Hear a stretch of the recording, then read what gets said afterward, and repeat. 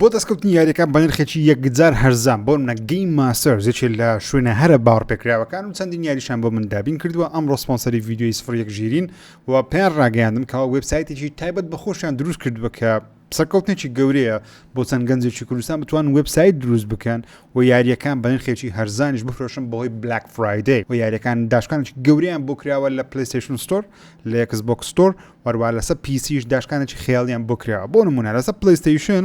یاری سپایدەرمان ریماستەر نرخی بۆتە 18000 God of War Ragnarok لەسەر PS5 38000 FC24 یاخود FC24 نرخی بۆتە 50000 و لەسەر ستیمی 170 داشکان کرایە بۆ منە یاری FC24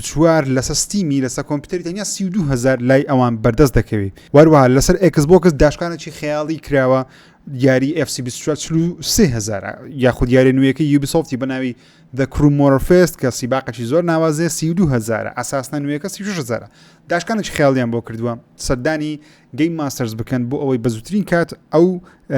یاریانەی کە دەتەوێت بە نرخێکی هەرزان بەدەستیان بخەیت. أصدقاء العزيز جيمران الكردستانيان مرحبا بكم للأوقة الجديدة للبرنامج 01 جيري. لدينا أخبارات very كبيرة جدا ومحبوبة جدا و good and bad. عربي كم باجنية دائما عربي بتكتب بإنجليزي ده كم نازم له مهم بعد أسباب كان قبلتنا یاریانی کە لە مەفتیە بڵاو کرانەوە یاخود بڵاو دەکرێنەوە یاری باتمان ئارکەم کۆلێکشن هەرسە یاری باتمانەکە بە شێوەی یاخود جیهانی ئارکەم هەرسە یاری بە شێوەی کۆلێکشن دێتە سەر ستیمی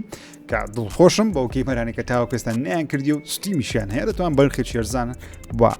هەرسە یاریش ئەنجام بدەن. ئێستا یاری بایۆمیوتنت کە هەرچەندە یاریی زۆر سەرکەوتوو نییە بەڵام یاریی زۆر چێژ بەخشە. من تەواوم کردووە زۆر ناوازێ و شیانی تاخیرنەوەشە دێتە سەر سویچی. وەروە یەکێ لەو یارانەی کە پارساڵ تایوەت بۆ پلیستیشن 5 پێم وابێ کەوا لە ڕێگەی پلیستیشن پلس پریمیەمیشەوە بەردەست خرا ئێستا دێتە سەر ئەکسبۆکس سیریەسی بە ناوی ڕۆڵەر دروم کە یاریێکی تەقەکەری ڕۆڵەرە واتە چۆن دەڵێ ئەو یاری دەکەی سکەیت بۆردی دەکەی و تەقاش دەکەی کە ستایلێکی شەنجاشێشە بەداخەوە یاری گەورەمان نییە بێ بەڵام لە چەند هەفتەی داهاتووی ئینشاڵڵا یاری گەورەتر دێت. بین سەر هەواڵەکانی گەیم بێگومان گەورەترین هەواڵ دەست بکەین با بە ستودیۆ ڕۆکستار دەست بکەین لەبەرەوەی نزیکینە ترۆیەری GTA کەواتە شتی گەورە و گران هەیە باسییان بکەین. بەپێر راپۆرتێکی نوێ ئینسایدەر گەیمینگ بی دەڵێت ستودیۆ ڕۆکستار چەندین نامەی لە بۆ خەڵکی ناردە بە تایبەتی ئینفلوەنسەرەکان گەیم کریئیتەرەکان وانێک لە ڕۆژنامە نووسەکان بە ئیمیل ڕۆکستار ئاگداری کردینەتەوە کەوا لە مانجی 12 سەرەتای مانجی 12 ئاگداری بڵاوبوونەوەی یەکەم ترێلەری GTA بن و خۆشحاڵ دەبن ئەوان بۆ چوونی خۆیان لەسەر دەرببڕن. ئەوەش هەنگاوێکی دیکەیە کۆمپانیا ڕۆکستار دەستی پێکردووە کەوا بە هەموو جیهان دەڵێ ئاگدار بن. ئۆکەی لەو ماوە نزیکە ترێلەری GTA 6 دێ جا ناردنی ئیمیل شتێکی ئاسانە شتێکی ئاساییە. زۆربەی کۆمپانیەکان کاتێکەوە لە وێبسایتی ئەوان لۆگین دەبی یاخود ئەکاونتێک دروست دەکەی بەردەوام نامەت لە بۆ ئۆفەر و تەرتیبات لە بۆ دەنێرن بەڵام ئەمەیان بە شێوەیەکی ئۆتۆ نەنێردرا بەڵکو نامەیەکی تایبەتە دەڵێ next chapter واتە چاپتەری داهاتووی زنجیرەیاری Grand Theft Auto یاخود GTA بەڕێوەیە و چاوەڕوان بن لە سەرەتای 2012 یەکەم ترێلەری لێ بڵاو دەکرێنەوە و دڵخۆش دەبین بۆ چوونی ئێوەی لەسەر بزانێن. ئەوە هەنگاوێکی زۆر گرینگە و پژڕاستکەرەوەیە لەسەرەبەیکەوە لە سەرەتای مانجی 12 100% ترێلەری GTA دەبین و هیوادارم لە گەیم ئەوەرز بیبین کارچەندە گەیم ئەوەرز دەکەوێتە نیوە شەو بەڵام ئەگەر بزانم بە هەر شێوەیەک بێ لایڤ ستریمی بۆ دەکەم. لەگەڵ نزیک بوونەوەمان لە ترێلەری یەکەمی GTA 6 کە لە سەرەتای مانجی 12 ڕۆکستار سۆشیال کلەبی لەناوبرد. سۆشیال کلەب ئەو وێبسایتە بوو یاخود ئەو یانەیە بوو کەوە تۆ ئەکاونتی خۆت لە بۆ یاریەکانی GTA Red Dead تۆمار دەکرد و ئەگەر لەسەر PC بتکربە لەسەر کۆنسۆل بتکربە سۆشیال کلەبەکەت بەکارهێنابە هەموو پرۆگرسەکەت دەگوازرایەوە و لەگەڵەوەش کەوا چۆن دەڵێ ئەکاونتی تو بوو لە ناو کۆمپانیا ڕۆکستاری کە لەسەر GTA ئۆنلاین و ئەوانش کار پێ دەکرا و لەو ڕێگەیەوە لە ڕێگەی سۆشیال کلەبەوە تۆ دەتوانانی پرۆگرسی خۆت لەسەر یاری GTA ئۆنلاین سیف کردە بە شێوەکە. ڕۆکستار کۆتایی پێهینە و ناوەکەشی سڕی بێتەوە تەنیا لۆگۆی کۆمپانیا ڕۆکستار لەسەر داناوە. ئەوەش ئاماژەیەکە بۆ ئەوەی ڕۆکستار ئامادەکاری دەکات بۆ بڵاوکردنەوەی GTA 6 یاخود ئاشاکردنی GTA 6 و سۆشیال کلەب کە لەسەر GTA 5 دروستکرام لەوانەیە شتێکی دیکەمان بۆ دروست بکات سۆشیال کلەبێکی دیکە یاخود بنای ڕۆکستار کلەب بیان هەر بە هەر ناوێکی دیکە بی لەوانەش هەر نەمینێ ڕۆکستار فێڵەکی دیکە باشتر بدۆزێتەوە لەو بەزمەی پێشترکە بوو کە من زۆر عاشقی سۆشڵ کڵب نەبووم بەڕاستی پێم وانە بوو شتێکی گرنگ بی و شتێکی بێزاکەریش بوو زۆر جار دەبێت ئەکاونتێکی دیکە بوو لەسەر ئەوەی کە مەسەن بە پلیستیشن یاری دەکەی پێویستە ئەکاونتێکی ناو کۆمپانیا ڕۆکستار دروست بکەیت کە تۆ ئەکاونتی پلیستیشن تێ هیچ پێویستە بۆنی ئەکاونتێکی دیکەش ناو کۆمپانیا ڕۆکستار دروست بکەیت بۆ یاریەکە پرۆگرسی یاریەکی ئۆنلاینەکەت سەیڤ بکە شتێکی پێمان نابوو بەس مهم ئێستا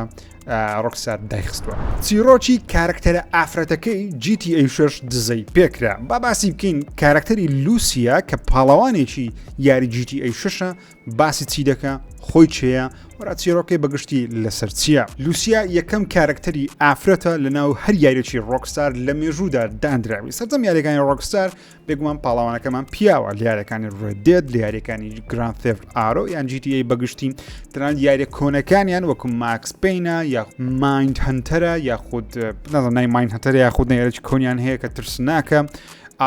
سەرجەم یاریەکانی GTA تاوە کەستە کارکتەری ئافرەتی کێدا بووە بەڵام کارکتەر ئافرەتەکان پاڵاوان نەبووینە یاخود پرۆتاگنیست نەبووینەوە تا کارکتەر نەبوونە کە تۆ یاری پێ بکەیت بەڵام لێرە بێگومان لوسیا یەکەم کارکتەری ئافرەتی ڕۆکستارە لە مێژوودا یاری پێ بکرێ تۆزێک چیرۆکی باکستۆریژی لوسیاش دەزانین کەەوە ڕابردووی ئەو خانمە ئەو پاڵەوانە لە زیندان بووە لە شاری شاری ڤایستی واتە شاری مایامی لە جیهانی گراند ثێفت ئارۆ بە ڤایستی دەناسرێ واتە ئەو کارکتەرە هاوشەوەی کارکتەرەکانی دیکەی GTA تۆزێک لەوانێت چەتەبی یا هەندێک کاری کردبی لەگەڵ یاسان نەگونجێک کە بێگومان پێناسەیەکی باشە بۆ هەر کارکتەرێکی یاریەکانی ڕۆکستار قەت یاریەکانی ڕۆکستار کارکتەرکیان زۆر کەزانی باش نەبووین لە کۆمەڵگە دایمە یان دزن چەتەنە ئەسابە نەبەڵام دڵێکی باشیان هەیە کە گەیمەرەکەیە مهم لوسیاش لە زیندان بووە و لە شاری ڤایستی ژیایە وەروە لوسیا یاخود ئەو خانمە کە پاڵەوانە عاشقی و لە خۆشەویستیدایە لەگەڵ جەیسن کە پاڵەوانی دووەمی یاخود پاڵەوانی یەکەمی یاریەکەشە کە تو دوو پاڵەوانمان هەیە نازانین کامیان فۆکسە گەورەکەیە بەڵام بەپێ قسەیەکی زۆر بێ نەگوێش زۆر پێدەچی لوسیا کارکتەری سەرەکی بی یاخود دوو کارکتەری سەرەکیمان هەیە بەڵام فۆکس زیاتر لەسەر لوسیای بی لەگەڵ جەیسن لە خۆشەویستیدان و لوسیا دەست پێشخەری ئەو خۆشەویستیە کە لەگەڵ جەیسن هەیەی تۆ یاری بە هەردوو کارکتەر دەکەی هەم لوسیا و هەم جەیسن لوسیا دزێکی زۆر باشە زۆر بە ئاسانی دەتوانێت دزی لە ناو هەموو شوێنێک بکە کە گەیمەر بیەوێ ئەنجامی بدا و هەروەها دەتوانێت ڕوبەڕووی هەر بارودۆخێکی ناخوازرایش بێتەوە کە تووشی دەبی کە بێگومان پێویستە ئەو جۆرە مواصفاتانەی هەبی لە یاریەکی GTA ڕوبەڕووی ببێتەوە بۆ نەتۆرەتی بانکێک دەبڕی لە یاریەکە پاش بانک بڕیەکە پێویستە ئۆتۆمبیل لێ بخوری تاوەکو لە شوێنی ڕووداوەکە هەڵدەی بچێ شوێنێکی دیکە کات دەبی شۆفێریەکەی باشبی یاخود ئەو حرەکە و ئەنیمێشنانێ بۆیان دروست کرد دەبێت ناوازەبی و لە هەمان کاتژە بتوانێت چەک و تەقەمەنی بەکاربێنێ چونکە بەکارهێنانی چەک و تەقەمەنی لە یاریەکانی GTA زۆر بەڕاستی دەچی بەتابەتی لە کاتی گرتنی سیلا لە کاتی گرتنی دەمانچە و لە کاتی تەقاندنی و لە کاتی تەقاندنی و جوڵەی دەستیان کاتێکە گولەیەک دەتەقێنێ جا لە یاریەکانی شتی لەبەرەوەی پێشتر کارکتەری ئافرەتمان نەبووە زۆربەی ئەنەمەیشنانەی تۆمار کراون پیا و تۆماری کردە بۆ مەگە تەسی لە عبدی ئافرەتێک یان ئافرەتێک زەنگاوەر جوڵەی ئافرەت جیایە لەگەڵ پیا و کاتێکە گولە دەتەقێنە مەسەن شێوازی گرتی دیارە ئافرەتانەیە لەگەڵ پیاوێک جیە واتە ئەنەمەیشنی پیا و ناتوانرێت بۆ ئافرەت دابندرێت لە یاریەک بەڵام پێدەچێت لێرخواانە کارکتەرشی ئافرەتیان هێنابێ خۆ سەربازیش هێنابێ یاریەکەیان پێتۆمار کردبین ئەنەمەیشنیان پێتۆمار کردووە لەسەر لوسیا دانەوێت بەداخەوە تاوەکۆسە تەنیا ئەو دەزانیاری لەسەر لوسیا دەزانین کە زۆر بەشی ئەو زانیاریانە لە ڕێگەی ئەو دزە پێکردنە بەناوبانگە گەورەی پارساڵی GTA بووە کە خەڵکەکی زۆر زانیاری باشی بەدەستکە لەسەر یاریەکە و یاریەکە زۆریش نەماوە بێگومان لە سەرەتای مانجی 12 تڕۆیەری یەکەمی دەبینین و پێشبینی دەکەین لە 2024 بۆ 25 یاریەکەش بڵاو بکرێتەوە لەسەر کۆنسۆڵە نوێیەکان بەردەستبی باوەڕ ناکەین لەسەر PlayStation 4 و Xbox One بڵاو بکرێتەوە هەواڵی سەرنجڕاکێش دزەی پێکرا کۆمپانیای ڕۆکستار دروستکەری GTA Red Dead پێشتر کاریان لەسەر یاریی زۆمبی کردووە جا چۆن ئەو زانیاری دەزان یەکێ لە کارمەندەکانی ڕۆکستار لەم هەفتەیە مەقالەیەکی بڵاو کردو چەند پۆستێکی لە سوشەڵ میدیای خۆی کرد کە هەرچەندە ڕۆکستار چەندەم پۆستەکانی پێسەڕیەوە بەڵام لەبەرەوەی هێز و توانای سکرینشۆت و مەقالەی دیگەی جیاواز هەیە هەرچەند ناتوانم سکرینشۆتەکانتان پێنیشاندەم لەبەرەوەی کۆمپانیای ڕۆکستار داونی دەکات بەڵام دەتوانم ئەو مەقالانەتان پێپشاندەم ئەو وێبسایتانتان پێشاندەم کە باسی دەکەن ئۆکەی یەکێک لە کارمەندەکانی ڕۆکستار لەم هەفتەیە بە باشی زانی کە نازانم لەو ئەو ئیشەشی کرد چەند زانیاریی دوور و درێژی لەسەر ڕابردووی کۆمپانیای ڕۆکستار بڵاو کردەوە ئەو یاریانەی کەوا پێشتر ڕۆکستار کاری لەسەر کردووە و بڵاو نەکراوەتەوە یەکێک لەو یاریانەش بێگومان یاریێکی تایبەتی ڕۆکستار و بناوی ئەیجنت لەگەڵ PlayStation دروستی دەکرد بەڵام بەهۆی ئەوەی ڕۆکستار نەیدەویست فۆکسی خۆیان لەسەر GTA 5 لا بدەن و ئەو یاریە تایبەتە بۆ پلیستیشن دروست بکەن یاریەکەیان کانسڵ کردو تەنانەت یاریەکە ئیعلانیش کرابوو لۆگۆشی لە ئۆنلاین بڵاو کرابەوە بەڵام ڕۆکستار یاریەکەی کانسڵ کرد بۆ ئەوی فۆکسی سەرجەم کارمەندەکانی خۆی بخاتە سەر یاری GTA 5 لە 2013 کە بڵاو کرایەوە جا پێش GTA لە ساڵی 2002 ڕۆکستار کای لەسەر یاریی زۆمبی کردووە کە شتێکی سەیرە باسی بکەین سنە زۆمبی لەگەڵ ڕۆکستار شتێکی زۆر نامۆ نییە ئەو دیڤلۆپەرە کە ئێستا لە کارەکەشی دەرکراوە بەهۆی ئەو زانیاریانە بە ناوی ئۆبی ڤێرمیج بووە کە پێشتر لەگەڵ کۆمپانیا ڕۆکستار بێگومانکاری کردووە دڵ لە ساڵی 2002 لە کاتی دروستکردنی یاری ڤایستی چەند کارمەندێکی کۆمپانیا ڕۆکستار هەوڵیاندا مۆدێکی زۆمبی بۆ یاریەکە دروست بکەن هەر بە ناوی زۆمبی مۆدبی کەوا تۆ لە ناو جیهانەکە بسوڕێتەوە لە ناکاو شتێک ڕوو بدە هەموو خەڵکی شارەکە ببنە زۆمبی و چیرۆکێکی سەرنجاکێشی هەبێ بەڵام ڕۆکستار نۆرث کە یەکێکە لە ستودیۆ سەرچەکانی دروستکەری یاریەکانی GTA و Red Dead و ئەوانە وتیان نەخێر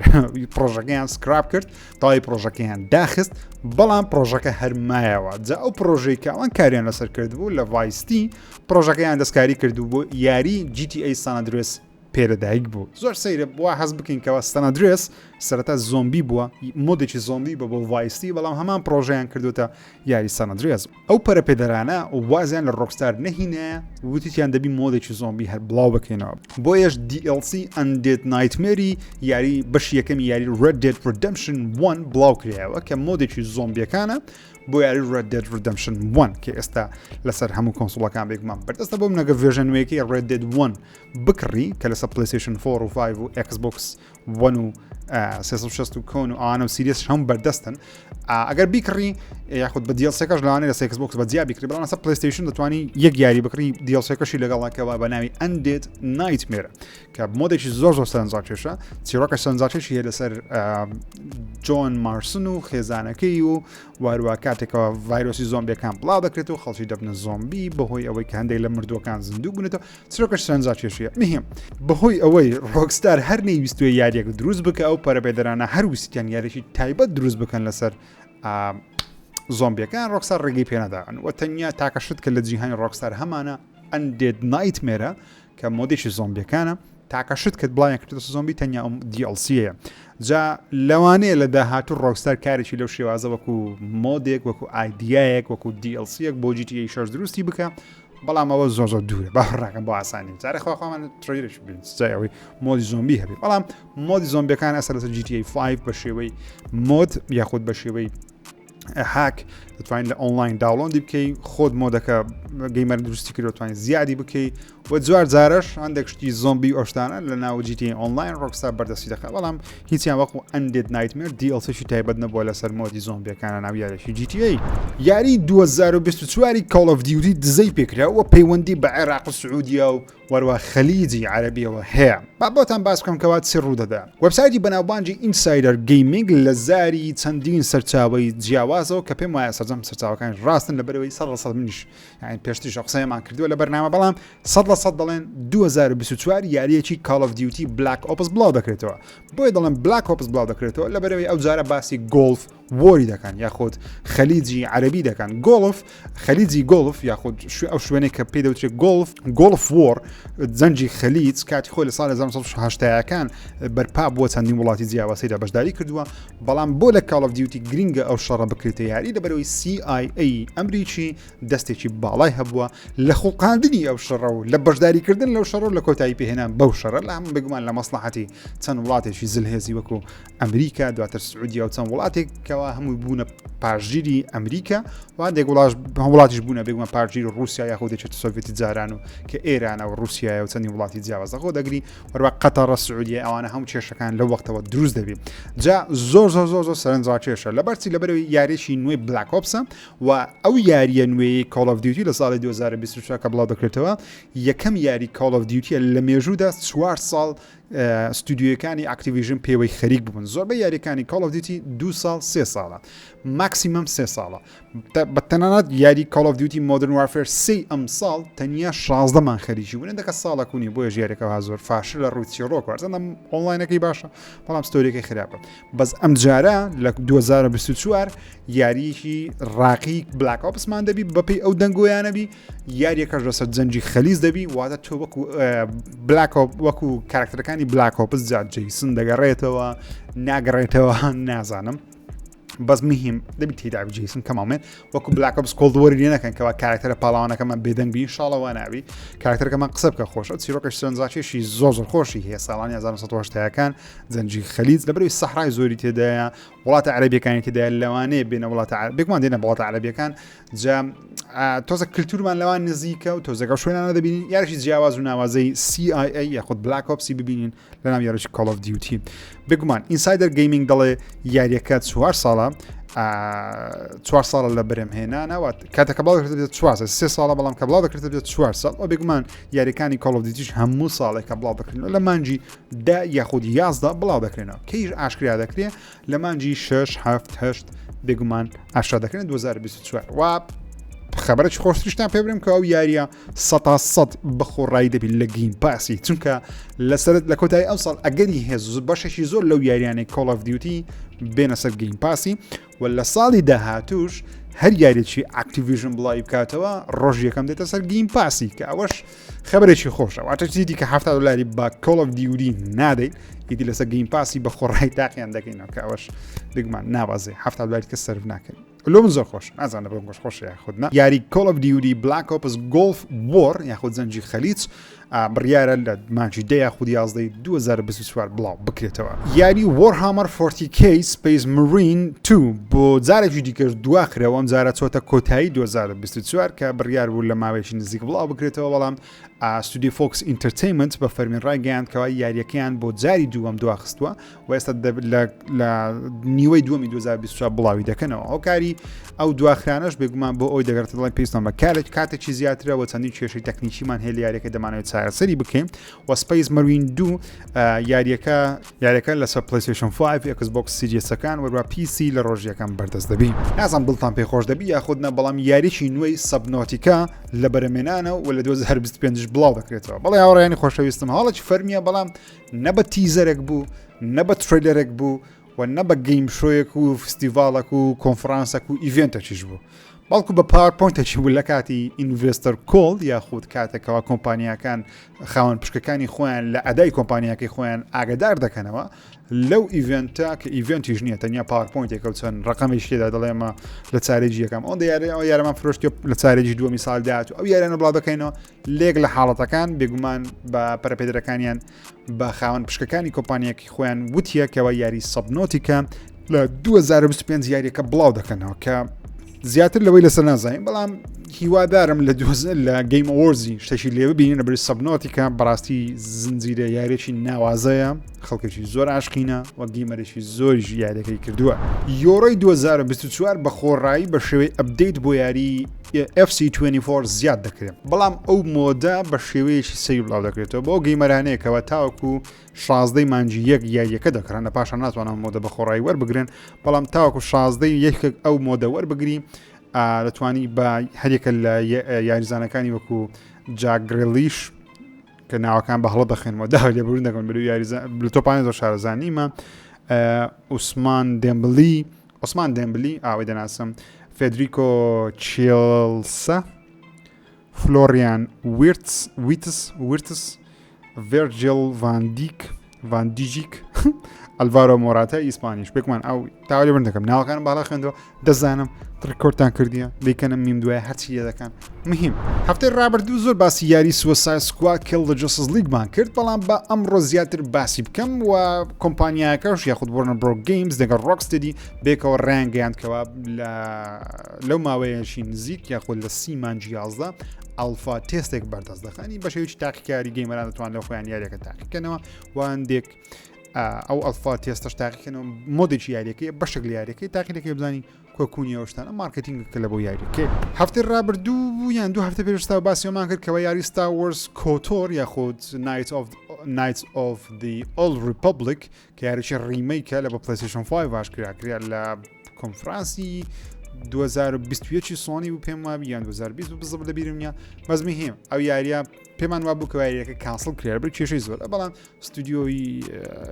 بەڵام ئەو ستودیۆی نوێ کارسە کارێتەکە دەڵێن نەخێر یاریەکە کانسڵ نەکرێ ئەشتا کاری لەسەر دەکەن بەڵام جیسن شرایەری بلومبرگ کە باپێکاتوین ڕۆژنامەنووس لە دنیا ڤیدیۆ گەیم دەڵێ ئەگەر کاریشی لەسەر بکەن هەشتا دیار نییە کەەوە بەڕاستی بڵاو دەکرێتەوە یاخود نا یاخود ژمارەیەکی کەم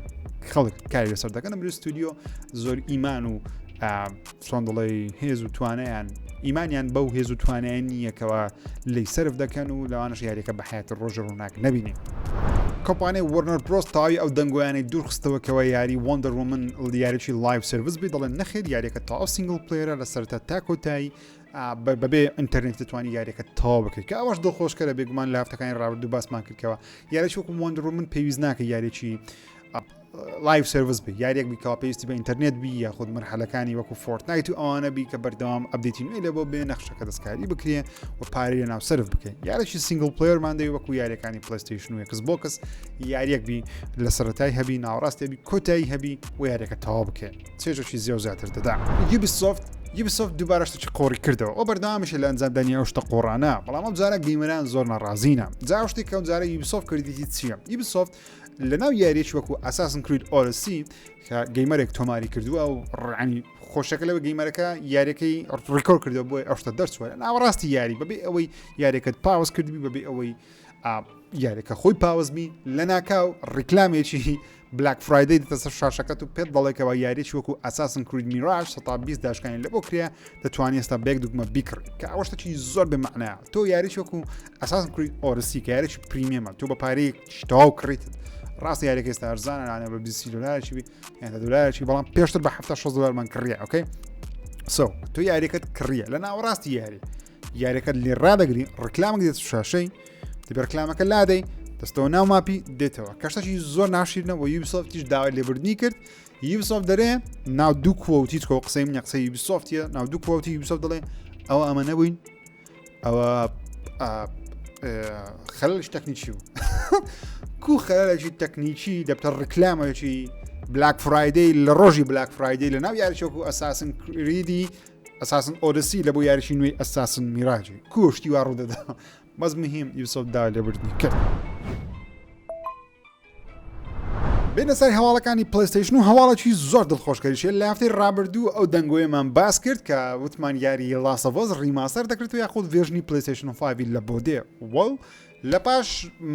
بڵاوکردنەوەی ڤیدیۆکە لە بۆ چەند کاتژمێرێکی ڕێک بۆ ڕاستی سۆنی بە فەرمی ڕاگەیان کەوتم منوتم زۆر سپاس کاک سۆنی نەدەتانی زووتر بڵاوکەیەوە تاوەکو من لە ئاڵقەی ڕابردوو سفرێک ژیری باسم کرد بە سۆنی وتی نەخێر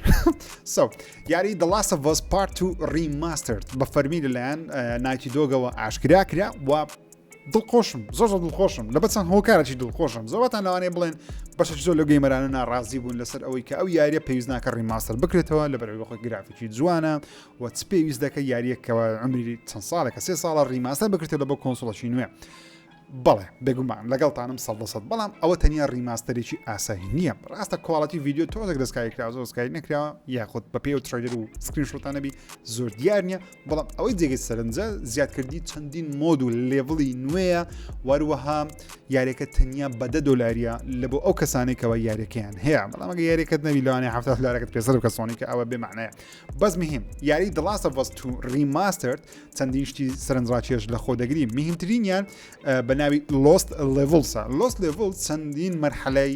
کەتکراوە ئەو مەرحەلانەکەوە کۆمپانیا کەتی کردووە و لە یاری ئەسڵی بڵاو نەکرێتەوە بەڵام ئێستا تۆ دەتوانی بە کارکتەرێکی هەڵبژێرداوی خۆت بەناو مەرحەلەکاندا هاتوچۆ بکەیت وەروای دەرهێنەری یاریەکەش بۆت باز دەکەکەوە لەو مەرحەلەی پێویست داویستی بکەن و چی نەکەن کە سەرنجڕاکێشە من زۆر شوێن هەیە حەز دەکەم بیان بینم بە تایبەتی ئەو شوێنەی کە ئاهەنگەکەی لێ دەکەن کەوا دوو کارتەرەکە یەکتری ماز دەکەن ئەوشتانە لە یارەکەی نەبوو بەڵام لە گەیم پڵی یەکەمی Last of Us بەشەی تریلەر هەبوو ئەوە یەک لە شوێنەکانە وەروە مۆدی گیتاریان زیاد کردیە فری پلیستایل گیتارێکی زیاد کە پێمە بەناوبانگترین مۆد دەبی لە تویتر و سوشال میدیای خەڵکێکی زۆر بەناو دەکەوی گیتاری دەژەنن چکە ئەوە فول گراف یعنی ئەوە فول پلی گیتارە یعنی تۆ دەتوانی بۆ گیتارە بەو تحكمەیەکەوە لە یاریەکەی هەیە دەتوانانی هەموو شتێک بژەنین خۆیاوەتە ناوەکەی بژەنە ئەی ڕقیبی بژەنە دەتوانی بیکەی بەڵام تۆ پێویستە شارەزابی لە ژەنینی گیتار و لۆن تە شتەکان باز مهم ئەوە سەرنجاشش دەی پێمە بی لە سوشال میدیا کاردانەوێکی گەورە دروست دەکەم و مۆدێکی نوێژ زیاد دەبی بە ناوی ڕۆگ مۆڵ لایت یاخود نۆ ریترن کە ڕۆگ لایکە تۆ بە کارکتێک لەناو هەموو جیهانی لاستەوە چەندین کارکتەریان هەڵبژاردوەتە تەنیا بە ئێڵی نیە تەنیا بە ئابی نیە تەنیا بە جۆڵ نیە زۆربەی کارکتەرەکانیان داناوە بە حرەکە و ستایلی خۆیان بە چەک و تەقەمەنی خۆیان تۆ لەو مەرحەلەیە دەڕۆی زۆریش دەڕۆی بەمری دێ و بدایەت بەزەگە بڕۆی لەوانەیە تووشی چەندیشتی جیاواز بی و مۆدەش تاو نوێ سەرنجاکێشە جوانە تاوی ئەو شتانە هەمووی لێک پاکێجی بەناوی The Last of Us 2 Remastered لە مانجی 1 بەردەست دەبی و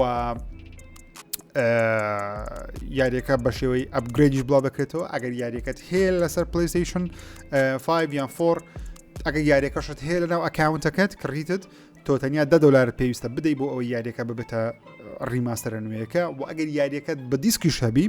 هەر $10 دەدەی یاریەکە دەبێتە Last of Us 2 Remastered و ئەگەر یاریەکەشت نەبی بزەبت نازانین سەرەکە دەبێتە چەند لە 5 مانجی 12 پری ئۆردەر بەردەست دەبی و ئەو وەختی دەزانین بەس میهیم چەند سکرینشۆتێکیان بڵاو کردەوە جوانە کوواڵەتیەکەی بەڵام یاریەکە بەخۆی زۆر نوێ زۆر کۆنی میهیم Last of Us 2 Remastered سەرسامی من بە خۆم زۆر دڵخۆشم دەبێت بۆ چونی ئەوەژە کۆمنت بزانم PlayStation 5 زۆر زیاتر دەفرۆشێت لە Xbox Series بگمان ئەوە جێگەی سورپرایز نیە بەڵام نەو هەفتێشتێکی زۆر سەرنجاکێش بوو و چەندین داتاش بڵاوکرانەوە کەوا لە ئەوروپای بەتایبەتی لە ئەمریکاش بەڵام زیاتر لە ئەوروپای Xbox لەگەڵ ئەوەی کەوا $100 ملیارد سەرف کردیە لە بۆ کڕینی ستودیۆیەکان لە بۆ کڕینی Activision لە بۆ کڕینی زۆرێک لە پلاتفۆرمەکان کەچی هێشتا بە پاش دەکەوێت تەنانەت هەندێک راپۆرت بڵاوکرانەوە کەوا Xbox Series لە Xbox One-ایش ئێستا خراپتر دەفرۆشێ لە ساڵی سێمی کە بڵاوکرێتەوە کە Xbox One کە بڵاوکرایەوە کارەساتێکی گەورە بەهۆی ئەوەی نرخی $100 لە PlayStation 4 زیاتر بوو و ڕێکلامێکی خراپیشیان لە بۆی کرد لەگەڵ ئەوەی کەوا یاریەکانی سەرەتای Xbox One زۆر باشتر بوون لە PlayStation 4 بەڵام PlayStation 4 $100 هەرزانتر بوو مارکتینگێکی باشتری لۆکرا Xbox One بۆ بە پاشکەوت تاوەکو ئێستاش Xbox یعنی ئەو بازەی دەدەکەوە لە Xbox One بە پاشکەوت ئەگەر لە Xbox 360 توانی زەربەیەکی گەورە لە PlayStation بدا بەڵام Xbox Series تقریبا تووشی هەمان کێشەی بوویتەوە تەنانەت تەمشاکان لە ئەوروپای 152 فرۆشی دابەزیە 152 دابەزیە نەک بەسەکەتیە جست دابەزیە کە ئەوە کارەساتێکی گەورەیە gamesindustry.biz کە وبسایتێکی زۆر باوەڕ پێکراوە بڵاوی کردەوە بە فەرمی دەڵێت لە ئەوروپای Xbox Series X و S هەردووچیان 152 فرۆشیان دابەزیە تەنانەت سویچ 120 دابەزیە بەڵام PlayStation 5 142 فرۆشی بەسەرکەتیە واتە نەک لەگەڵ ئەوەی تەبیعیە فرۆشەکەی 142 بەسەرکەتیە کە ئەوەش سەرکەوتێکی دیکەی گەورەیە لە بۆ PlayStation 5 و ئەو خشتیش بڵاو کراوە لە ئەوروپای لە ساڵی 2023 بەگشتی وەکو سیر دەکەن لە مانجی 1 جانیوەری فێبریوەری مارچ ئەیپریل مەی جون جوڵای ئۆگست سپتێمبەر تاوەکو ئۆکتۆبەر داتامان هەیە کەوا PlayStation 5 مانگ بە دوای مانگ موجب 200 موجب 400 موجب 100 موجب 80 موجب 116 پلس 244 پلس 197 پلس 175 بۆ پلس 143 لە 100 ئەوە هەمووی زیاد لە حەقی خۆی فرۆشیتی واتە زیاد لە 100 فرۆشرە نەک 101 بەسەکەتیە نەک 102 بەسەکەتیە نەک 150 بەسەکەتیە 400 بەسەکەتیە بەڵام Xboxی سیرکەین لە مانجی 1 ناقص 132 تا 132 فرۆشی لەدەستدایە تەنیا لە فێبریوەری موجب 13 زیادی کردیە دووبارە لە مارچ 13 لە 100 دابەزیە لە ئەیپریل 19 لە 100 زیادی کردیە 16 لە 100 دابەزیە دوایە دابەزیە و لە مانجی جوڵای بڵاو نەکرێتەوە داتایەکان بەڵام لە مانجی ئۆگست لە مانجی 8 و 9 زۆر دابەزیە کە کارەساتێکی گەورەیە بگمان بەڵام بەگشتی ئەوەش مانای ئەوەی دەدەکەوە PlayStation دەزانی مارکتینگ لە بۆ خۆی بکە تەنانەت لەم هەفتەیە لە ئیسپانیای PlayStation پۆرتال کە هاندهێڵدێکی تەنیا ستریمینگە واتە یاری پێناکری ئەگەر PlayStation 5 هەر نەبی ئەو پۆرتاڵە زیاتر فرۆشرایە لە Xbox Series کە ئەوە کارەساتێکی گەورەیە لە بۆ Xbox بەڕاستی پێم سەیرە مایکرۆسۆفت تۆنێک پارە سەرف دەکات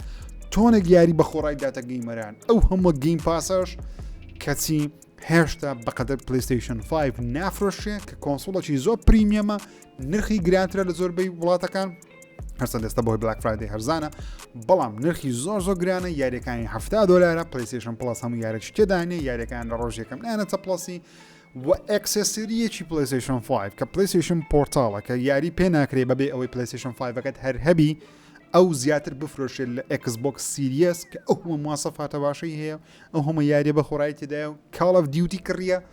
پێم سەیرە جا من پێم وابووکەوە کاتێکەوە مایکرۆسۆفت ئاکتیڤیژن دەکڕێ یاخود بە تەمای کردنی ئاکتیڤیژن یا کۆنسۆڵەکانی Xbox زیاتر بفرۆشێن بەڵام تاوەکو ئێستا هەر نەقسە جا ئەو ڕۆژەی کەەوە یاریەکانی Call of Duty یاخود ئاکتیڤیژن بلیزارد بەگشتی دێنە سەر Xboxی بزانین چ ڕوودەدا